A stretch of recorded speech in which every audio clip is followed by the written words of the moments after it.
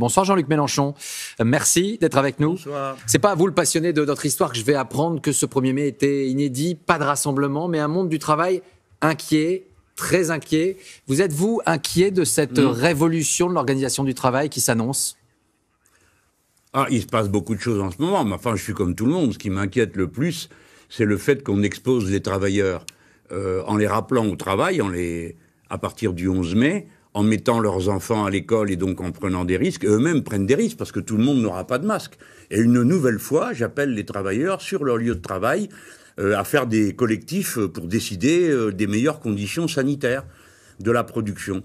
Vous savez, je voudrais quand même rappeler que le 1er mai a été, depuis l'origine, une mobilisation et pas une fête pour la diminution du temps de travail. Et il y a quelque chose d'écœurant à voir le président de la République venir parler de chamaillerie à ce sujet. Voyez-vous, lui, il a rallongé la semaine de travail, la journée de travail, et avec la réforme de la retraite, il voulait rallonger le travail dans la vie. Enfin bon, voilà.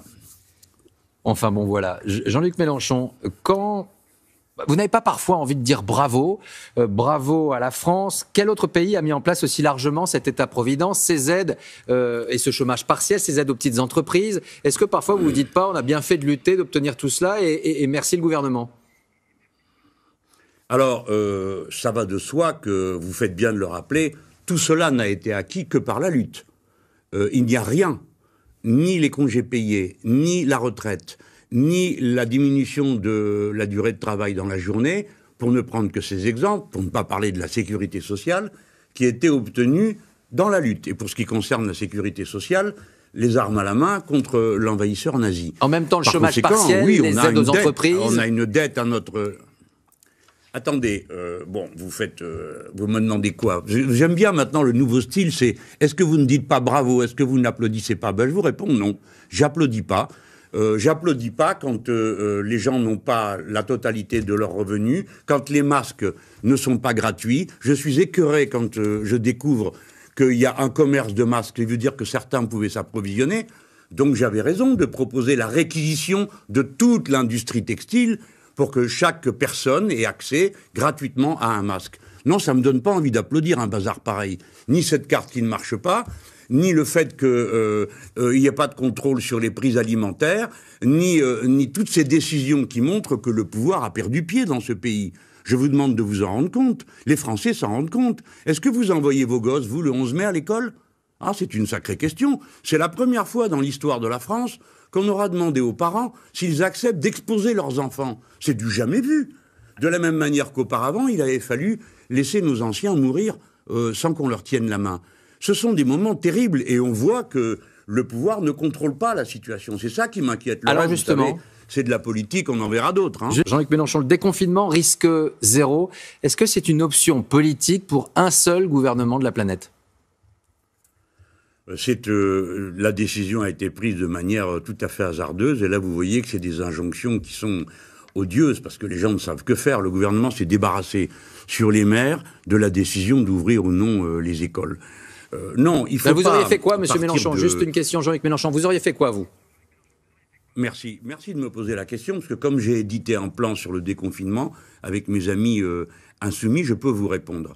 La question du déconfinement, elle est liée aux moyens du déconfinement. C'est-à-dire, si vous pouvez offrir un masque à tout le monde et que ce soit gratuit, si vous pouvez transporter les gens sans risque, si vous pouvez tester tout le monde, si vous pouvez fournir du gel gratuitement à tout le monde, alors vous pouvez prendre la décision de déconfiner. Pour ce qui concerne les enfants, il est clair que les plus petits, on les fait rentrer les premiers. Pourquoi ? Parce qu'on pense qu'ils ne peuvent pas se garder tout seuls et qu'on veut renvoyer les parents au travail. Je pense que c'est l'inverse qu'il aurait fallu faire. Si l'on veut faire rentrer, on prend les plus grands parce qu'ils sont en état d'assumer les gestes barrières, etc. Ce qui veut dire qu'il faut trouver des solutions pour s'occuper des petits qui restent à la maison, et je souhaite qu'ils restent à la maison. Voilà, donc ça n'a rien de, si vous voulez, très compliqué. Mais il faut prendre des décisions, il faut planifier l'activité de lutte sanitaire. Pas dire débrouillez-vous, vous achetez les masques où vous les trouvez, vous allez être dans une zone rouge, pour aller à la zone verte, vous n'aurez pas le droit de le faire. C'est une demande des collectivités locales, des collectivités territoriales, des maires qui ont besoin aussi d'avoir cette délégation pour gérer les choses au cas par cas. C'est aussi ça, effectivement, l'option choisie. Non, pardon, mais... Ah oui, d'accord, mais je ne suis pas d'accord. Je pense qu'on peut quand même le dire.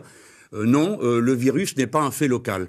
c'est un fait national. Maintenant, il y a des situations locales différentes qui ne recoupent pas la carte administrative, mais qui recoupent les densités de population. Plus il y a de monde, plus il y a le risque que le microbe se transmette. Donc, si on doit faire une carte, c'est une carte des densités. Et ensuite, il faut tirer les conclusions de la situation. Comment allons-nous faire, par exemple, en région parisienne, dans les départements qui sont réputés rouges, pour aller dans des secteurs qui sont réputés verts, ou bien pour aller dans d'autres secteurs rouges? Vous savez comme moi que tous les jours, 1 million de personnes se déplacent, et même un peu plus. Comment va-t-on faire? On n'a aucune garantie, ni dans le métro, ni au travail. Et de même pour Marseille et pour les grandes métropoles de notre pays, comme Lyon ou comme Toulouse. Donc ce n'est pas quelque chose qui est maîtrisé. Donc moi, ça m'ennuie de vous dire ça. Je préférerais vous dire que tout va bien. Vous savez, dans ce domaine, on n'est plus dans la lutte politicienne. On est dans une bataille qui concerne l'intérêt général du pays, la santé des gens. Oui, quand même un petit peu. S'il vous plaît. Dans cette forme d'opposition quasi systématique, on peut aussi se poser la question. Parce qu'on se demande si avec vous, il aurait fallu... Oui, non, mais vous n'avez pas... Pardon. Je vous pose juste une question. Non, mais je vous pose une question. De votre part. Si, vous dites que l'opposition systématique, monsieur, si vous préférez un pays où il n'y a pas d'opposition qui s'exprime, allez en Chine. Oh, ne vous inquiétez pas, monsieur Mélenchon. On peut parler. Non, j'en doute pas et je vous laisse toujours parler. Vous le savez très bien, en plus. Je voulais juste vous poser une question. Vous ne pouvez pas vous empêcher de mettre vos petits tacles. Hein. Oh non, je ne mets aucun tacle. Vous savez, c'est pas mon habitude. Non, juste... Si je vous écoute sur l'école, si je vous écoute sur le retour au travail, si je vous écoute effectivement sur toutes ces questions-là, on serait donc resté encore chez nous, encore quelque temps, longtemps selon vous? Ouais, vous voyez, je ne m'exprime pas assez bien. C'est un peu non, mais c'est moi qui peut-être...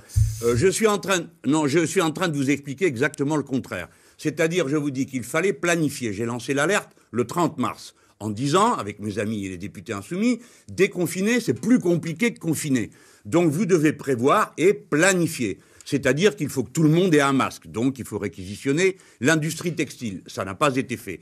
Il faut faire comme nous l'a demandé l'Organisation mondiale de la santé, tester tout le monde. Pas seulement ceux qui se sentent pas bien. Tout le monde. Et quand les gens sont testés malades, il faut pouvoir les isoler. Pour les isoler, il faut réquisitionner des logements, notamment dans la chaîne hôtelière. En ce moment, ils n'ont pas grand monde dans les hôtels. Donc, si vous voulez, ce que j'essaye de vous expliquer, c'est que ce sont des décisions rationnelles, planifiées, organisées. Pas simplement fixer une date comme ça, colorer en rouge, en jaune et en vert des départements et dire aux gens, débrouillez-vous. Parce qu'aujourd'hui, il y a une très grande angoisse dans le pays. Et quand je vous parle comme ça, je ne fais pas de l'opposition systématique. Je n'en ai jamais fait. J'en ai été fort mal payé de la part du gouvernement, mais je n'en fais pas. Ce dont il est question aujourd'hui, c'est de notre intérêt général.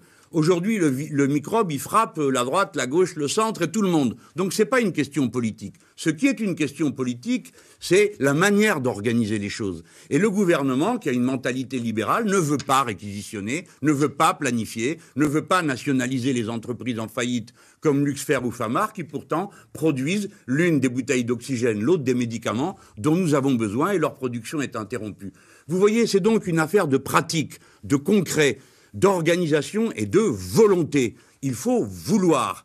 Et voilà ce qui manque le plus aujourd'hui. Le président fait des discours, mais derrière ça, hélas, c'est pas ça, quoi. Merci Jean-Luc Mélenchon d'avoir été notre invité et à très vite. Merci à vous.